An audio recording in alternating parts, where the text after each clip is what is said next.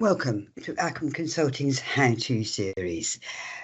My name is Catherine Hyde, and today's topic is the SunSystems Payment Selection and Review functionality. Some of you, well, majority of you may use Payment Run to do your payments, but may not be aware that there is a function within the system to allow you to select the transactions for payment on screen. So we're going to be looking at that today. The advantage of the payment selection and review is that it allows you to select transactions on screen, saves to a saved set. That saved set then excludes from other payment runs and allows you to pass those selected transactions to the standard payment run functionality. So what this does is it basically compartmentalizes your payment transactions and allows you to do any checks and authorizations that are required, allows you to pass it through for the normal payment run validation process. But if somebody else is running another payment run, your transactions will not be picked up in that payment run. So it's a good way of grouping your payment runs together to allow you to process them through from start to finish, but take time in between the various stages. So as I said earlier on, we have on-screen selection of data and it creates a saved set of data. So what we're going to do without further ado is flip into SunSystems, and I'm actually working on the cloud multi-tenant version here. So you may be, as I said, aware of the payment run process, but we have payment selection review. The shortcut code is PYS. You can add it to your widgets, or you can actually type the selection criteria in the search box. So I'm going to go to payment selection and review. The standard payment selection review presents you with a screen which allows you to choose a range of account codes. I might want to limit my account codes, so I'm only looking at a particular range of suppliers.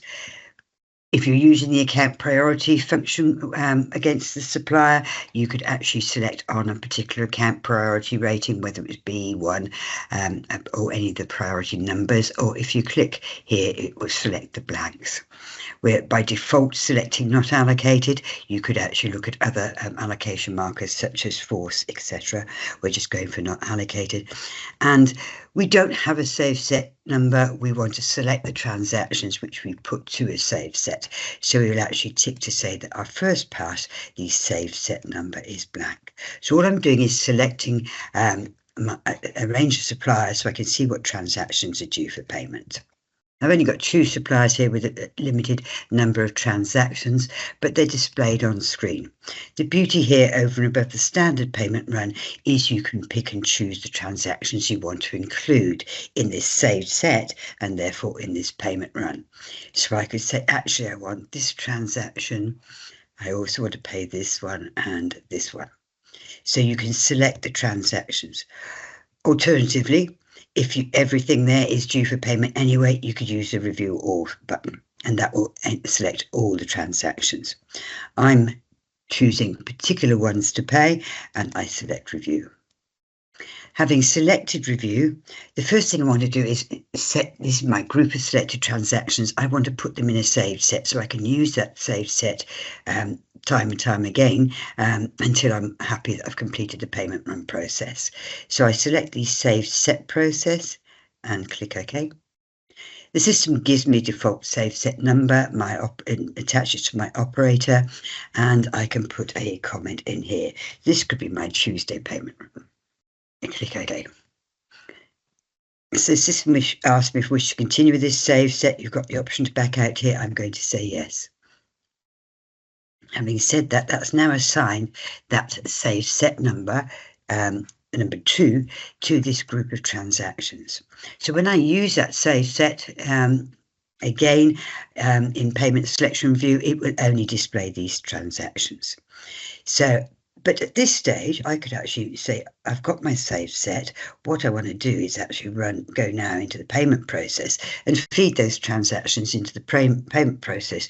So I'm doing a unvalidated payment run or unposted payment run. So I'm going to say yes. authorised journals exist, I'm going to carry on. So my payment profile may be EFT. I do not want to post transactions this time around. I just want to check that the transactions will actually be included in my payment run. So I'm going to say, okay. I'm leaving the account range blank, but only those in my saved set will actually be included. I leave today's date, and this would be, if I now print that, the system will go off and it will create a payment run report in the same way that it would with a standard payment run. And only those transactions will actually be included. You may get a message saying some of your selections were ignored because they're not eligible for this process. So, for example, if I actually picked a transaction there that wasn't for somebody paid by bank payment method, then I will get this message. So the system actually ignores some selections if they're not valid for the payment profile you pick. And the system will then go and the system will create a report for your review. And it's completed that payment run process. So I will now return back to my payment selection review. And I can now go on and I can say, right, I want another saved set and I want to pick these other transactions up in this saved set. So payment selection review is a good way of actually grouping transactions together for payment runs. Whilst it's printing that report in the background, what I'm going to do is I'm going to go back into payment selection review. And this time what I want to do is I actually want to pick up that previous set, because the report's gone out to the authorisers. They're comfortable and happy that the right transactions are included, and they want us to go ahead and pay that payment run. So we don't have to enter additional selection criteria here. We could actually say, right, I still want those blank priorities and I want my saved set too. I'm not having to fill in the account codes because those will be included in my saved set. So here are the transactions I had included in that original save set, and we can then review all of these. And I have a couple of options here. If it was authorised, I could go straight ahead and I could pass those transactions through to the payment process and this time post the transactions. Alternatively, if somebody said, I want you to exclude particular transactions from this payment process, or actually, I want you to redo the payment run again totally, you can actually edit the save set as such by selecting the save set here. And then you have a number of options. You can actually add this save set to another save set. So if I've got Monday's payment run and that hadn't actually been processed yet, I could actually add this to my Monday's payment run, which was save set number 1. Alternatively, I picked the wrong transactions, or we don't want to pay these people yet, I can delete the selected save set. When I choose delete the selected save set, I've got the option to, when I say OK, to remove all instances of the save set or selected items only. So you have a number of options of managing your save sets here. I'm going to cancel out of that. And what I'm going to do is just pass that through to the payment run again. And I'm going to process those payments. So select yes in this instance, and then the rest of the payment run will be processed in the same way that a normal payment run is processed. So essentially, payment selection review allows you to group transactions and they will be excluded then from other payment runs whilst you actually have them in that save set.